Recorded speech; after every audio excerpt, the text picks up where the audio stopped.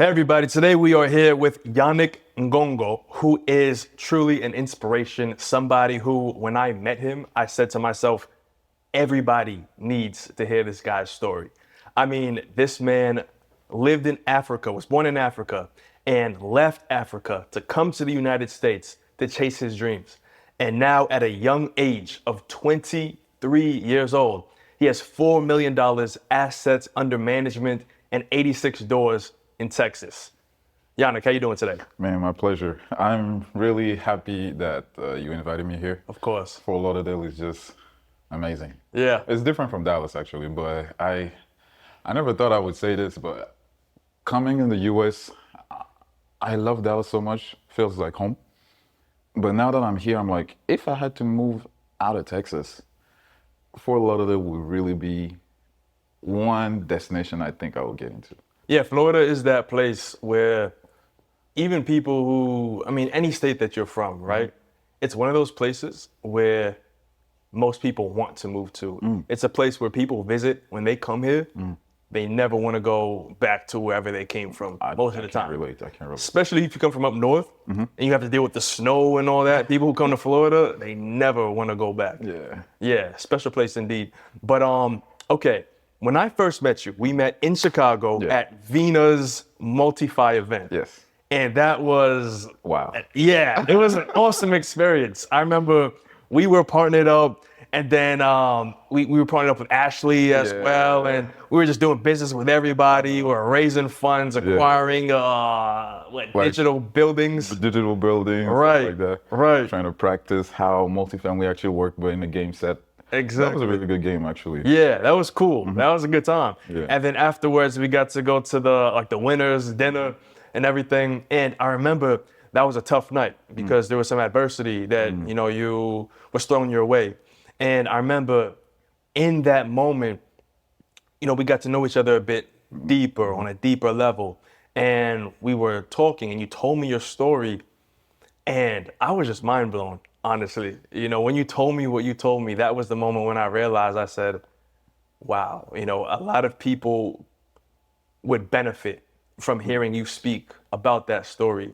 And then we were talking and texting afterwards, and I said, man, we have to do a podcast. And here we are. Yeah. So with that said, I do want you to go deeper into that story and tell the audience, your origin, where you're from, how you grew up. What made you want to leave, come to the United States, and what challenges you faced along the way? So let's start from the beginning. Family of 6, parents, 2 brothers, 1 sister. So my brother was born in Congo. Then my dad's been traveling a lot because of work. So first, my brother was born in Congo, like I said. My sister was born in Kenya. Then my dad, they moved back in Ivory Coast. That's where he had a job opportunity, but there was like a civil war or something around 2000. So my mom was pregnant with my sister, so they went there in Kenya, because that's where my dad's big sister stays. So they stayed there, like just to be sure that they're safe from the civil war. Then things slowed down a little bit, so they went back in Ivory Coast, and that's where I was born. But before I even turned like 2, I think, they left again because my dad got another job opportunity in Gabon. And that's where my little brother was born. We stayed there for 5 years. And my dad got another job opportunity in Togo. And then we moved there in 2007. And until 2019, that's when I told my dad, look, I want to play basketball. And flew down here to Dallas. He wanted me to go to either Canada or in London, where my sister is, and in Canada with my brother, because it would be like, cheaper maybe to maintain all of us together and stuff like that. But out of love, my dad and my mom, they took the sacrifice and said, okay, if you really want to play, come here and try. If it works, then it is what it is. And if it doesn't, glory to God, So moved here in Dallas. Everything was fine between 2019, I was 17 at the time, no family, nobody, just my dad's friend. They knew each other from work, and moved here, no family, myself. Everything was fine between 2019 and 2022. That's when things started getting heated. So I played basketball, was in the school, and 2022 in March, I almost went to jail. That was exactly March 3rd, 2022. There's this girl, she called the cops on me saying that I raped her, right? Which was not true at all. But the school I don't want to say their name because, I don't want to ruin reputations. They said that I raped her. They put no contact order on me and stuff. And I told them, look, the school is small. I obviously see her and run across her. So I'll just cancel all of my classes. I'm not coming on campus anymore. And they didn't even try to listen to my part of the story, which was a little painful because you should hear both sides of the stories. They just didn't hear it directly. And that was hard to take. Mm-hmm. And a few of the people who actually wanted to listen to me was the head coach and my close friend, my best friend. His name is Jason. So coach helped me through it. He gave me the contact of one of his old friend who was a lawyer, and we went through it, right? A couple weeks later, coach passed away, heart attack. And I was like, man, who's gonna help me now? And a couple weeks later, I tried to call the lawyer to set up everything because the police was trying to get to me. And then the lawyer disappears. He doesn't respond to my messages anymore. Yeah. And right after that, we go to the funeral. I'm like, okay, maybe I'm gonna see him there, but I didn't see him, so it was weird. And then I had to drop my best friend, Jason, to school because he carpooled with people to come to the funeral. I dropped him back to the school to get his car. And we were in the car talking, trying to encourage each other. He's like, man, we got to take life seriously because, nothing is granted, And he said those words to me, I could be the one who's not going to wake up tomorrow. And I was like, bro, knock on wood, don't say stuff like that, right? He's like, no, but it's true. You got to acknowledge that, I was like, yeah. So we said, okay, what you doing tomorrow? I want to come meet your family and stuff like that. I was like, okay, cool. Yeah, tomorrow come to my place. I'll let you know. Next morning, I wake up. I was like, 30, 50 missing calls. I'm like, yeah, have you heard about Jason? I'm like, yeah, I'm supposed to see him this afternoon. The very next morning? Yeah, very next morning. And I'm like, yeah, I was supposed to see him this afternoon. He's like, I don't think you're going to be able to. I'm like, what are you talking about? I said, Jason is dead. And I'm like, there's no way. You cannot tell me. I'm supposed to see him this afternoon. He's like, I know, it's true. So now I'm calling his family, his little brother, and they told me he's not there no more. And how he just went to sleep and didn't wake up. Yeah. And what happened after? The Monday, lawyer calls me. He's like, I don't want to take your case anymore. Yeah. So Friday, so wait, we buried coach. You said the day after your friend passed, the lawyer calls you and says... So Friday, we buried coach. Saturday, Jason passed away. Monday, wow. Lawyer calls me and says he doesn't want to take my case anymore. So in the span of 4 days, man, my brain went nuts. Couldn't go to school. I missed I failed that semester. Totally failed the semester. And good thing, we found another lawyer. I had to go literally broke. All of my savings went to that. But by God's grace, case has been dropped. Thank God. And right after that, I was like, man, life is not, you can never imagine what things, anything happen to anybody. Mm-hmm. You always hear in movies, oh, this happened to that person, whatever. But you don't feel like things like that can happen to you. Mm-hmm. And that's why it's very important to be surrounded by the right people. So I was just having a bad type of lifestyle, Mm-hmm. And I was like, okay, let me just get serious, So that's when I actually started studying money. Because I think during that time, that's when people got angry about Trump showing his tax returns and saying, oh, he paid 1,500 only. Everybody got crazy, like, oh, he's a billionaire.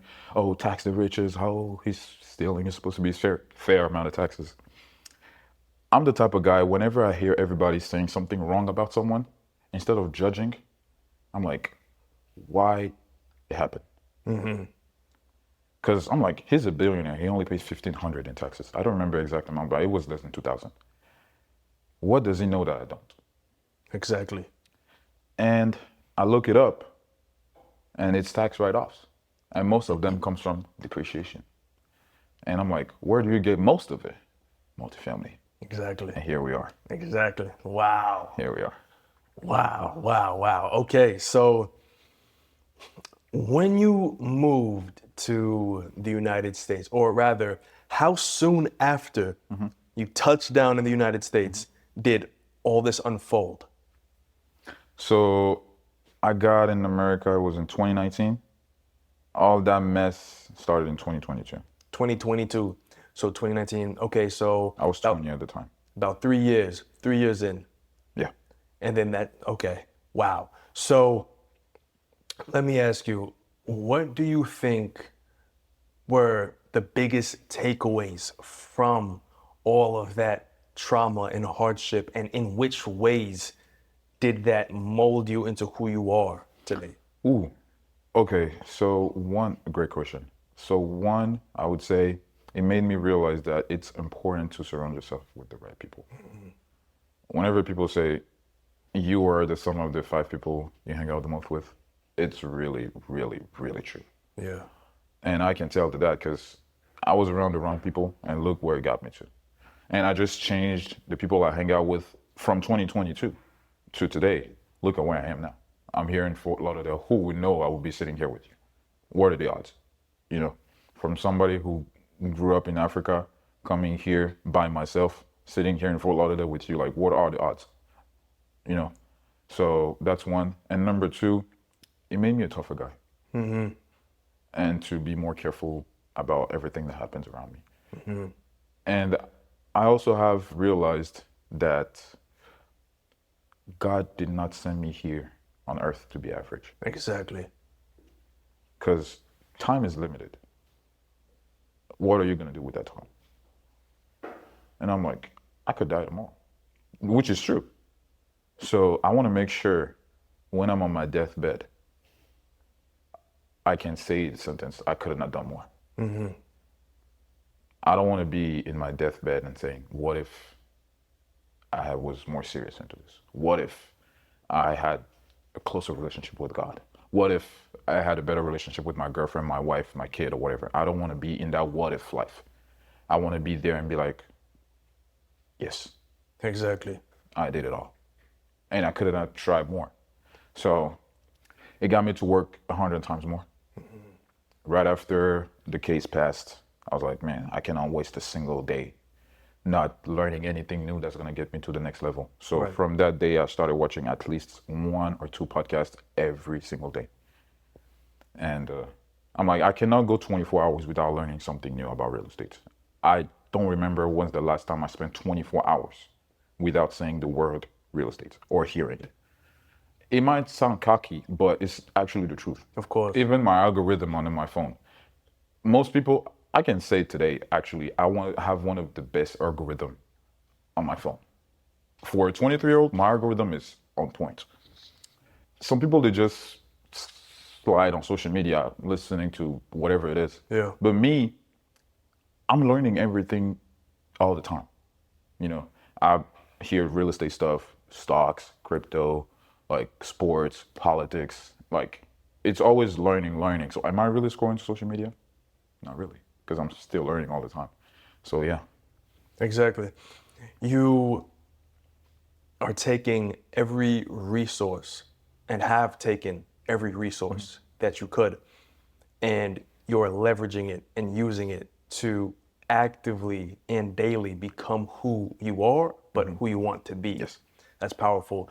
It seems as though one of your biggest goals is to maximize your time here in this world. And it looks like that's something that you are doing. And Yannick, honestly, you're a superhero. That's right. You're a superhero, man. Every superhero has their origin story, and you were a superhero. And there's so many people that are gonna listen to you say everything that you just said, and it's going to change their lives. People who you can't even see, you know. And the younger version of you, I'm sure he's proud of who you are today. Oh, yeah. Had he seen or listens to what you just said, that would have been beneficial for him. Even the younger version of myself, had I listened to someone say that at that time, that had been very beneficial for me.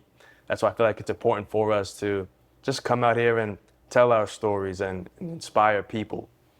What would you say to somebody right now who may be in a similar position to where you were when you were starting out in this journey, who may feel a bit nervous or apprehensive about taking that next step, and maybe they don't really know where to go or how they'll get there? Okay, one question I would ask them. Number one, how crazy are you? Because everything goes down to that, Right. in my opinion. Vina says, when people ask her, okay, what should I do in real estate? Should I start with single family or multifamily? Her answer is yes. When she told me that one time, I'm like, you did not respond to my question. She said, yes, I responded. Just start.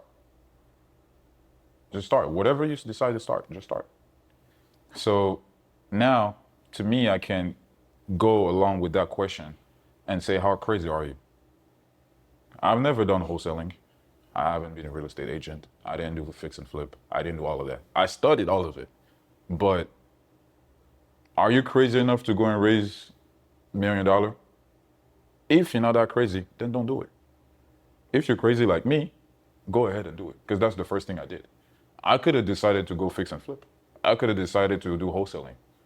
But I was like, let me just go straight up to the top. Because it's possible to skip to the next level. You hear Grant Cardone say, oh, don't do single family, whatever, whatever. People hate. But I sat down and I'm like, if he says this, there is a reason. Vina said the same thing. If you want to do your first deal, it's better to get over 75 units. Grant says 32. Vina says 75. And I'm like, why do these people say that? You know? And I just decided to study. So number one, I would say to that person, try to see how crazy are you, how bad do you really want it. And number two, from all the researches that I've done myself, I think you should focus on 5 skills. Yes, 5. Number one, mindset. If you don't have the mindset, forget it. Like, don't even try, right? Number two, I think really to be very successful, after we closed the deal, I saw that you need skills in business analysis and underwriting. That's one. It speaks for itself. What market are you gonna go? What company are you gonna build? Oh, what business? How much do you need to raise? How much capital do you need to start? What are gonna be the returns? Do you even need capital? Does it need capital? Is it stocks? Is it crypto? Is it sales? Whatever. Business underwriting analysis. Is it online in person? Number two, sales and marketing. Speaks for itself. Number three is funding and capital raising. Do you need money to start or not? If you need money to start, okay, do you have the money? If you have, congratulations. But if you don't, do you know how to raise money? Then study how to raise money. And then number four, I would say closing an operation. If you don't have that signature, if you don't have that money in the bank, all those steps before that are useless. Exactly. So, number one, mindset. Number two, underwriting and business analysis. 3, marketing and sales. 4, funding and capital raising. 5 will be closing an operation, because now you have to execute the business plan. With that, I think you can do any business in the world, not just real estate. So if you don't even know what you want to do, I don't even think you should even start trying to figure out what business you want to go through. I think just study these 5 steps. And when you're going to get to those 5, it's going to lead you to the business you want to get into. So yeah, that's what I would say to somebody. So it sounds like you would agree that anything is possible if you are crazy enough to just jump out there, take the risk, especially when you learn certain skills that relate to, I mean, just about anything, let alone that business that you eventually want to pursue, or that business or opportunity that you may be considering, such as sales, marketing, analysis, and all the rest of it. I would agree with that. And what you said about sales, marketing, underwriting, market analysis, all of it is very true, because any opportunity that you're going to be taking advantage of, whether this is an asset that you'd like to invest in, like you said, stocks, real estate, crypto, whether this is a new business opportunity, whether, I mean, fill in the blank, whatever it may be, you'll understand how to compare one opportunity to the other in terms of, say, profitability, opportunity cost, scalability, the market, the work associated with doing, or rather playing that particular role in that particular market. And you'll also have the skills that will help you to excel within that role. So I would second that as well. What would you say is your number one skill, and how do you take that and relate it to the real estate industry? My number one skill is underwriting and deal sourcing. I love it. I love numbers. I'm a number guy. Everything I do is with odds, like the most random stuffs. I'm like, okay, what are the odds that this situation is the best? What are the odds that I get in trouble if I do that? Like, you know, so when I see a spreadsheet, I don't know, maybe like I'm Bill Gates or Elon, you know, trying to, you know, build a business plan. You see sheets, graphs and stuff like that. I just love that, making offers, negotiating. I feel like, you know, I'm a gangster. You know, you see in those movies like the drug boss, the drug lord making business deals with the guys. I like that.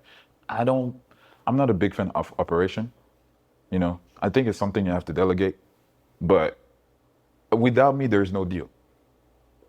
I like that pressure. So that would be, yeah, that's what I like to do. Yeah. Yeah. Yeah. You know, I can relate to that. You know, it almost feels like you're in the ether. You know, you sit back, you're putting it all together, you're being the architect, you're planning it out, and then you get to see that vision then come to life.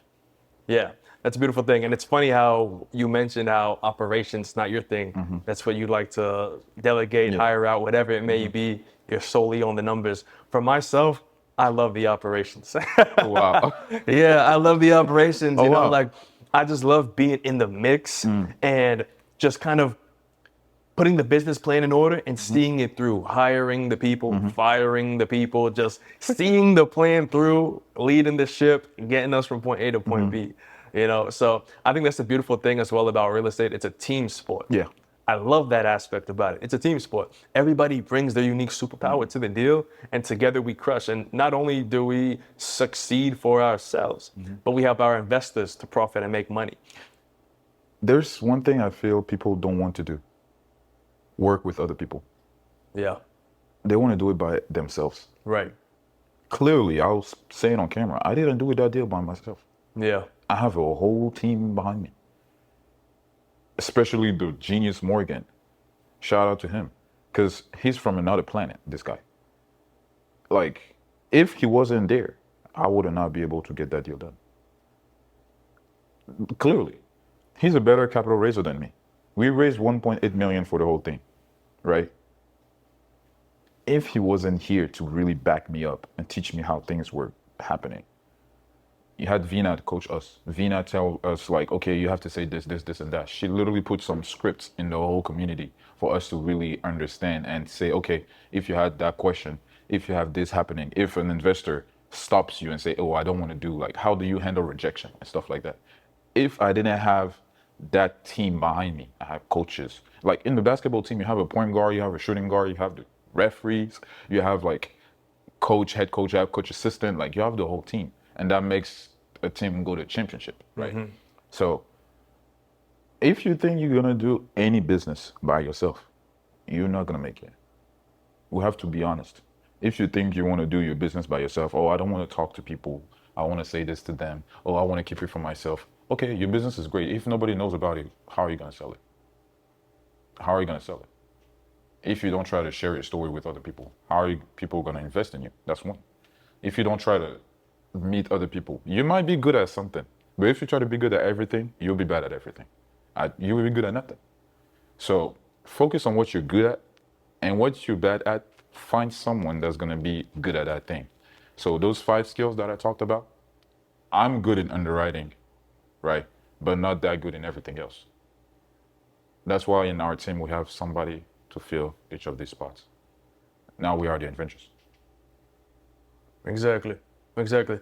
Yeah, they say you want to go fast, go by yourself. You want to go far, go with others.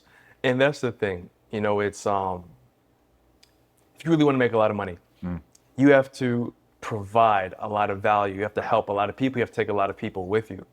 If it's just yourself, one brain, you're not going to get much done. You can get a lot done, but you're not going to get as much as you could have done, because that's only one level of genius. Whereas when you have many other brains, many other areas of genius to collaborate with, that's when you really can go and achieve things that you probably wouldn't have even considered before. Even right now, us having this conversation, if we said, let's come up with some business idea right on the spot, right? We're gonna sell plants. Yeah. We're gonna go out there and we're gonna start selling plants. I can come up with a business plan by myself.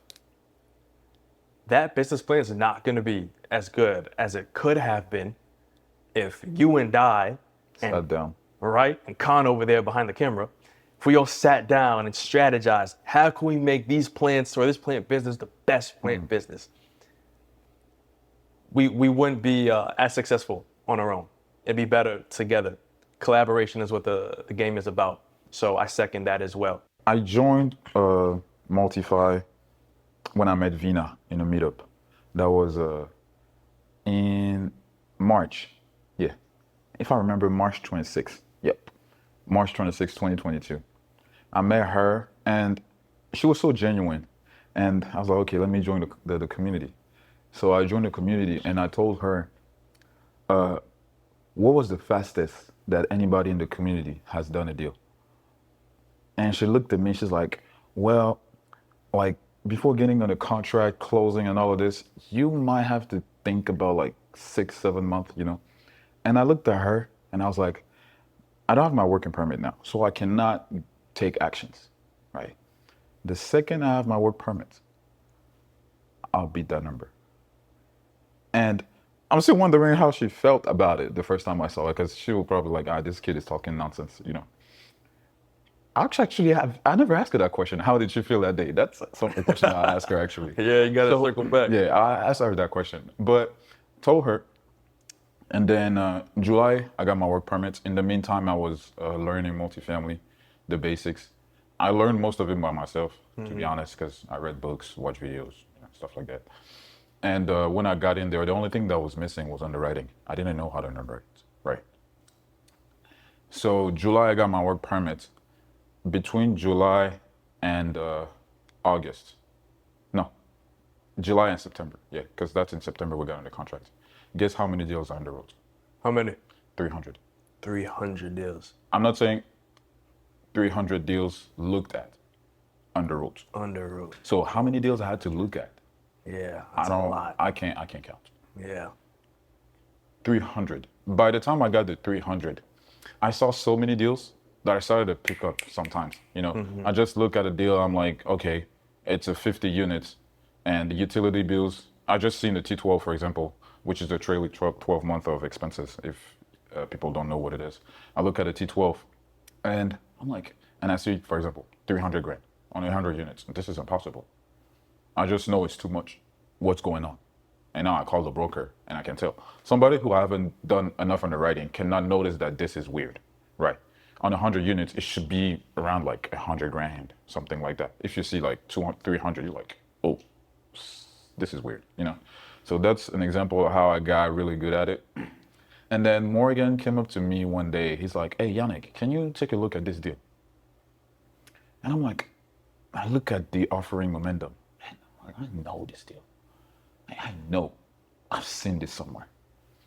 And I never delete everything I underwrite. Even if I don't submit the offer, the simple fact that it's in my computer and I took a look at it, I don't delete.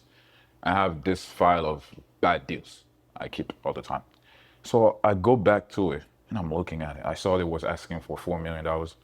And I do my underwriting, you have to be at 2.5. Like, it doesn't make any sense. I'm like, nah, they're never gonna say yes to that. So I just put it in my files. Morgan sends it back to me, it's like, oh, like, they want to take 2.9 for it. I'm like, 2.5 is a number, you know? And sent the offer, got it at 2.7. I remember that day when Morgan sent me the DM, oh, the LOI got accepted. I was in class, in my school, my college. I was in class and I saw the message. I started crying. I was like, there is no way. Like, the offer is accepted. Like, it's gonna happen. Because every time, it's like, I make offers, get denied. Make the offer, get to the best and final round. Somebody comes and beat my offer, I lose it. Like 300 times, you know. But that time, it did work. So I was so happy. I took a picture, I sent it to my best friends, and then they're like, man, like, it's real, you know? But I got stressed at the same time. Because I'm like, damn, I've never been to this point. What do I do now? You know? I only know underwriting. Like, I've done by that time everything I knew. And I'm like, what happens next? Good thing you have Vina. Morgan is experienced. You have a community of people that's going to help you. So joining a community also is very good whenever you don't know. So got into the community. Then we met in Chicago. And then the tough part was, like I told you, that dinner night, I lost my cousin. So it was a weird feeling. You're happy because you got on a contract, and then a couple days later, you lose somebody. So you don't even know if you have to be happy or sad, you know? And when that happened, I was like, nah, this deal gotta close, you know? I don't know what to do, you know, but I'll just follow my guts, listen to the direction, listen to those who have already done what I did, who has already been there, and then I'll just, you know, try my best to make things happen. So that's when the due diligence started. Due diligence started, we traveled, we went to Rubiks to see the property, do the analysis, speak with brokers, get the quotes. And then when everything was done, we started raising money, which was tough.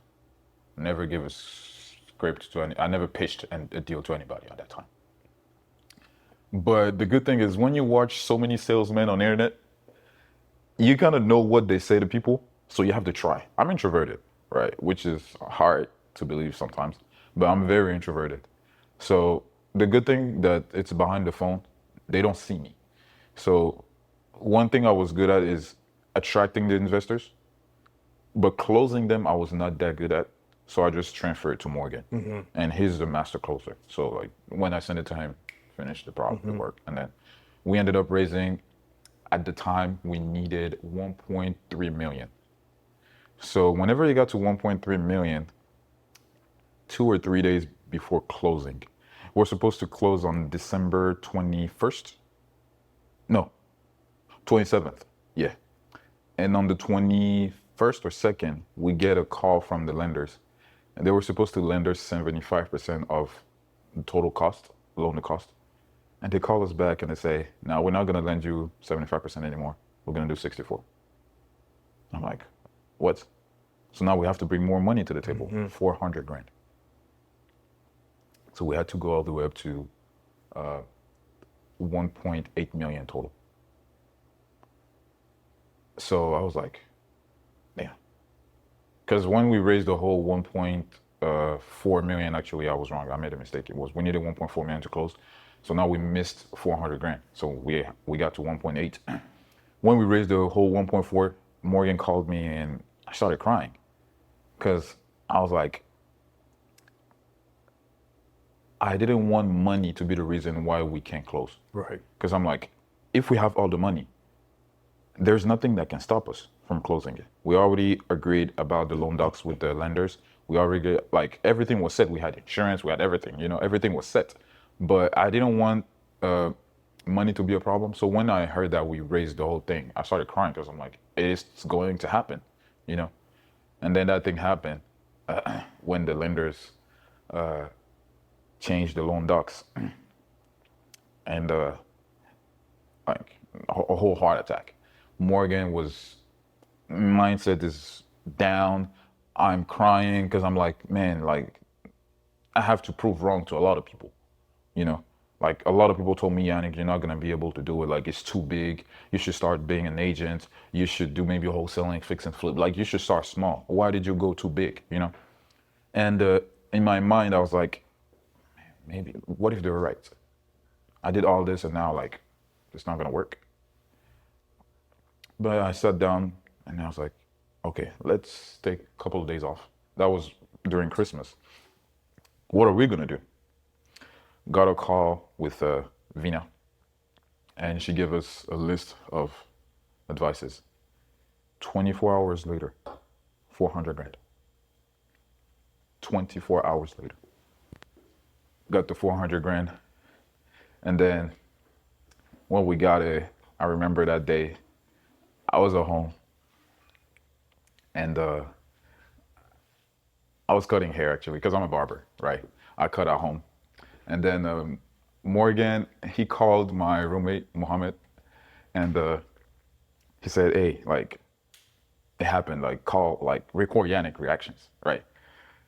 And I was cutting hair, Momo came, and he's like, oh, Yannick, like, get your phone. He's like, what's up? He's like, no, you're gonna get a call. Okay, cool. And now my heart is beating like, you know, it's going 100. And I get a call from Morgan, and he's like, we just got the confirmation from the lenders. Wires has been done. Everything is deposited. Seller's got his fund. It's closed. I'm like, what are you talking about? I was like, yeah, like, it's closed. Like, we did it. I'm like, nah, there's something missing. Like, there should be a problem. But there was no problem. And on the spot, like, my client was here, so I didn't want to really cry, so I had to hold it. You know, I remember this day like it was yesterday, actually. So when that happened, I was like, no, it's not true. You know? And I told Morgan I'm going to call him back, finish the haircut with my client. When he left, I called my dad. And I told him the deal closed. And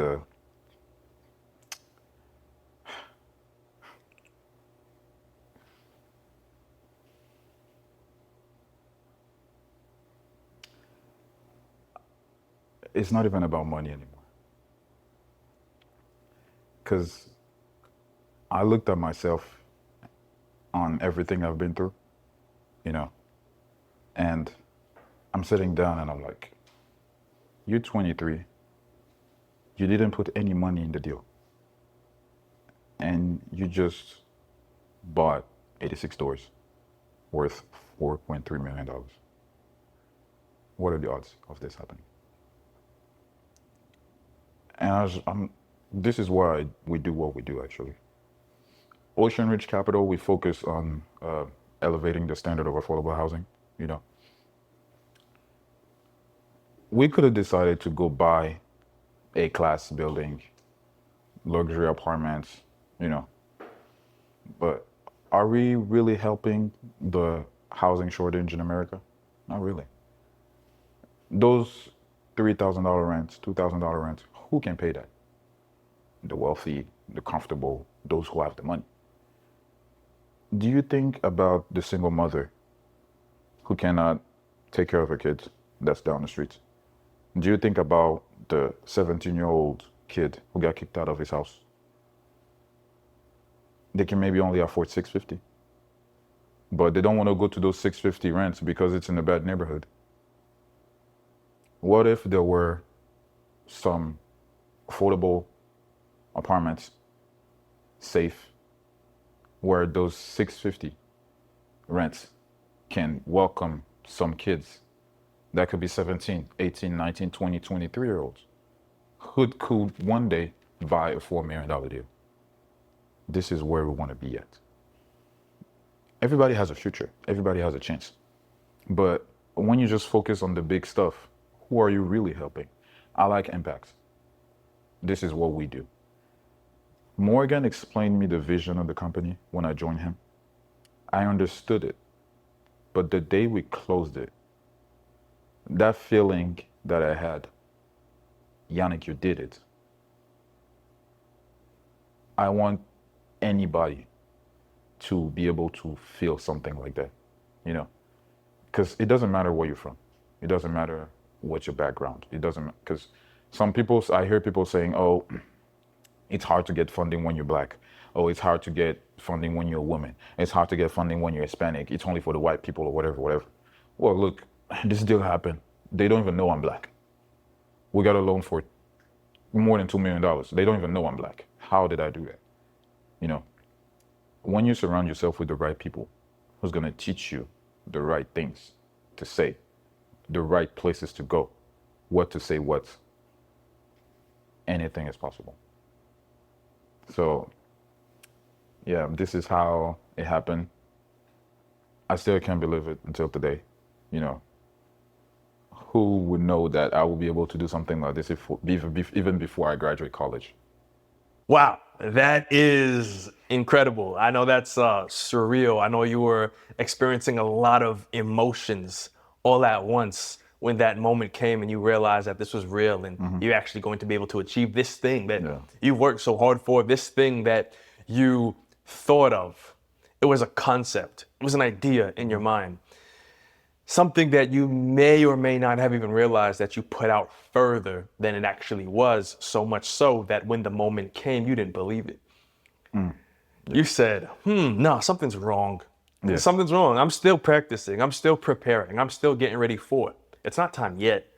It's not time yet. There's something going on, but you realize, no, the time is here. The time is now, and it's real. So that's powerful. That's incredible. And I know that's a feeling, like you said, you want everybody else to feel. It's something that you felt, and you felt the power of that.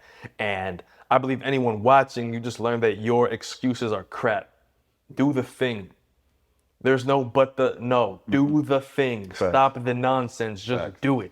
Just do it. So tell me about raising capital in 24 hours, raising all the capital that you needed in those last 24 hours, solidifying the deal, honoring the fallen in that, and proving all the haters wrong. I want to know how that moment felt when it was crunch time and you realized that you had more adversity to get through. And I want to know some tactical advice that people can use if they're in a situation where they need to raise capital very quickly. Okay, so that's a great question. Let's start with the capital raising, right? So for that, I think never stop raising. Never stop talking to people. Because I think that was my mistake on my end. Right. Because when I saw that, okay, we have $1.4 million already, I'm like, okay, it's done. I don't need to keep talking to people. That was my mistake. But if I kept talking to other people, I could have maybe another $500,000 of soft commitments. And I could literally just go back to these people and say, oh, some spots open. I still waiting to get into it. These people will get in. Another advice I would say, I got that from Tyler Devereaux. And he said, whenever you're raising money, get soft commitment for the double of that amount. So if you have to raise $1 million, get a soft commitment for the double of it, for $2 million. If you want to raise money for $3 million, get soft commitment over $6 million. So if something happens, you can just go straight back to it. But we didn't have that. So what we had to do is go back to an actual investor, ask him to put more money, and he was going to get some piece of the GP too, becoming a GP. So that's what we did. Maybe or offer some extra pref equity into it. And I think that would be something anybody raising money should think of doing. You know, talk to a legal advisor. I'm not an expert. I don't want to get sued, please. So, yeah, so which is always about surrounding yourself with the right people at the end of the day. You know, Right. go talk to somebody who has already done it. I'm lucky I have access to Vina Jetty, so shout out to her. She's amazing, and just go meet. Never stop raising money. You know? Right. Always talk to potential investors. You never know what the opportunity can come. The more leads you have, it's literally lead generation and marketing. Yeah. It's the same thing. The more leads you have, the more chances you have to figure out a problem. Exactly. That would be my advice. And if you can remind me, what's the other question? So you said a lot there, so I do want to respond to it before we get to the other portion. But what you said is true. You never want to turn off that pipeline. Whatever your business is, you always want to have that hook in the water, and you always want to have opportunities on the way, opportunities in motion. You always want to have your sales, your marketing, as you mentioned, and that's something that a lot of people do wrong. They don't have a system, and those that do have the system don't always have the system fully functional. People just sometimes fly by the seat of their pants. They spray and pray, and you know they may get lucky with the spraying and praying, but then once you get that opportunity under wraps, well, where's the next opportunity coming from? Or if there's another resource that you may need, where's that resource going to come from? So I think that's a beautiful lesson. Always be raising, raise double the amount, always have the line in the water, always have that pipeline in motion. And there's something else I was going to say. I'm trying to remember what it was. It'll come back to me. But the second portion was, I just wanted to know how that felt when it was crunch time and you had to last minute get everything done. How did it feel when you felt that pressure of it being crunch time? And then how did it feel to overcome it? And I also remembered what I was about to say, which was the following. I remember this deal, and I remember we spoke about it. I spoke to you and Morgan about it.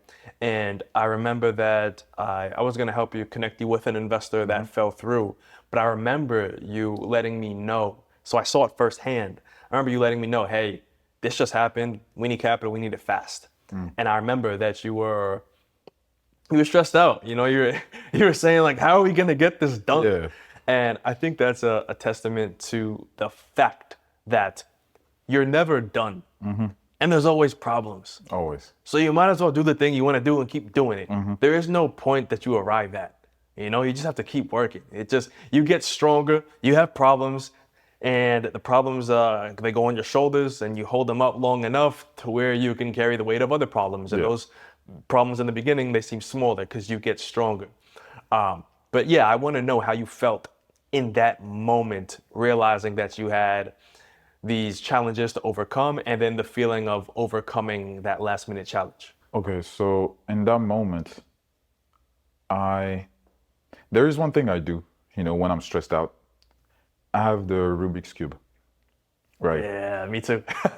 This is crazy. So in the beginning, I didn't know how to do it. It was hard for me. But today, my record is to fix it in a minute and 32 seconds. Nice. That's my record. But now, one day, I was sitting down. That was actually during that time. I was like, how are we going to fix this situation? Like, what's going on, you know? So I'm sitting in front of my computer, my head is burning, and I'm like, let me take a break, take a reset, 30-second reset. And then during that recess, I was just doing my Rubik's Cube, right? And when I finished it, I'm like, I remember when it was hard for me. Now it's just easy, right? And something came up in my mind that I use now today. It's never hard. It's easy but complex. Exactly. Wow. Think about it. It's just complex. But at the beginning, it's hard when you don't know how to do something. But when you learn that thing that is missing, or that process, or whatever this is, that thing that you thought was hard becomes easy. But you just know what are the steps now to get to that point. When you go to the gym, at the beginning, you cannot bench press, 200 pounds, whatever it is. Maybe at the beginning, you can just do 30. But with time, when you get through the pain, for you now, 30 is going to be easy, but somebody else's could be hard. It's just complex. So now I sat down and I'm like, that situation is not hard. It's just easy but complex. So what do I not know that I need to know? That kind of eased my heart on the spot. And I was like, there's something that I just don't know. And where do I get the information from? From somebody who has already done what I'm trying to be doing. That's why I got to Vina. And I was just like, man, that would be the easiest way for me to figure out a solution. Or find another person who has already raised a lot of capital, you know? So now that's when you watch YouTube videos, you watch and stuff like that. But it's good when you have access to that person in real life, and you can literally explain your situation. Because there are some stuffs you cannot learn from books or any type of program. It's just situation by situation.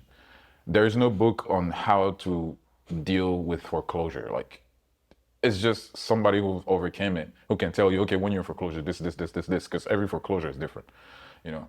So that was how I got to that situation. But it was a tough time. Yeah. A really tough time. Do you play chess? Man, I used to. You used to? I used to, but I lost it. I got to get back to it. Yeah, we're gonna get you back into it because we gotta play some chess. I think you're really gonna love playing the game from the new lens that you have now. I used to be very good at it actually. Back in high school, there was was it high school? Yeah, high school. There was this chess club, and I used to be very good at it. Yeah. But I just lost the hand. Yeah. If I get back, I'm competitive. Of course. So if we start today, I could literally tell you next time I see you, I'll beat you. Yes. You know, but I love that. I'm very competitive. Yes. So don't worry, I'll be there. Let's do it. Let's do it. Okay, so and to touch on what you said about it was never hard, it's easy, it's just complex. I think that's beautiful because that is so true. You want this thing, and once you have it in your hands, it's heavier than you thought it would be. And you get even more stressed out about this thing that you actually wanted. And you have to just first of all, you got to be grateful. You have to thank God. The opportunity is here and you have it. You have to be grateful for it. But you have to understand that that weight is going to be there. Learn to carry it, then you'll be able to carry more. For myself, similar to you, I was so excited to have an opportunity where I could, take on some real estate and really be an operator at a higher level. Then I get the opportunity and a guy wants to attempt to burn a building down. Squatters want to jump into the mix. The city wants to come and tell me that I owe them all of this money. Yeah. All the rest of it, everything that comes with it. I remember this one. Yeah, and I'm sitting there like, oh, problems, a lot of problems. Phone calls. This is broken. That's broken. The fire department is coming to. Whoa, hold on. Rewind. What's going on here? But you just have to sit there and look up. Thank God. I'm happy that I'm here. I'm happy to have this opportunity. You gave this opportunity to the right person. I'm going to take advantage of it. I'm going to do right by you. I'm going to do right by these people. We're going to get this done. All right, so we are short on time right now. So with that being said, I want you to talk about anything that's currently on your mind or anything that you just want to let people know about. So I've been since I posted about the deal, I had a lot of DMs. People asking me, oh, how did I do this? How do I get started? Like, can you teach me? So to be honest, I'm still learning. I'm still in the learning phase, right? I don't have $100 million in the management. I'm not there yet. But with the few things that I know, I thought about kind of helping people. I'm good in underwriting. I have some knowledge of it.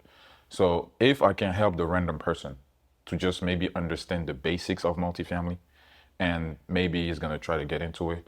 I'm thinking about building a platform. It's probably gonna cost like $20 a month, something like that, where I'm gonna explain the basics of it, right? Maybe some ideas and tips about underwriting. And then whenever these people are sure, okay, I wanna take the next step, I'm gonna put another link into it with different communities they can go to get that full experience of experts, people that have done like billions in transactions, hundreds of millions under management, like big communities, right? Because I'm not the legal expert. I don't have all of this, but I'm thinking about like kind of give the blueprints to a lot of people. Because me to get that blueprint, it took me like what 4 years learning by myself, reading different books and stuff like that. But I want to help those people to just get something like basics, you know? Okay, what is IRR? Those simple stuffs. I don't want to charge them a lot of money because, well, I don't want to do for free because if it's for free, they're not gonna value whatever they're doing, right? So at least $20 or something like that monthly, you just get in there, learn some basics, and then if you think you can take the next step, then join a community where there are actual experts, operators, big names who can help you to get to the next level. I've seen you crunch numbers and you're a beast. So you taking that knowledge as well as leveraging your connections and resources and providing that to people who are just starting out, I could see how that'd be very valuable, insanely valuable for these people. Where would they be able to connect with you for that? Well, that would be just simple. Just reach out to me on Instagram. I respond to my texts. So if you have any questions, I'll just respond. Yeah, follow me there and then yeah, that'll be good. All right, sounds good. Now, to close out, and before I let you out of here, I want to ask you a random question, see what your answer to this question would be. If you had 3 superpowers, you could pick any 3 superpowers, what superpowers would they be and why? Okay. Oh, wow. I don't even know. That's a very good question. 3 superpowers. I would say read people's mind Right. because I want to make sure. Well, no, there's no mystery if I can read everybody's mind because the mystery is also interesting, you know. No, let me take that back. Okay, I would say teleport. I don't want to fly. It's expensive. You know, like if I wanted to go back to Dallas, just boom, back in there, you know. That's one. Number 2, stress management. Never be stressed again. You know, that will be very good for health, especially. And the third one, that's a very good question. What did I say? You said teleportation. I think you said read people's minds. No. So stress management. Stress management. No stress and wisdom. Wise. Okay. Very nice. See, you would be a very productive Yeah. executive. That's where I could see that going. I would probably be a bit more diabolical with my first power to be able to snap people into different dimensions and snap them back. Oh, wow.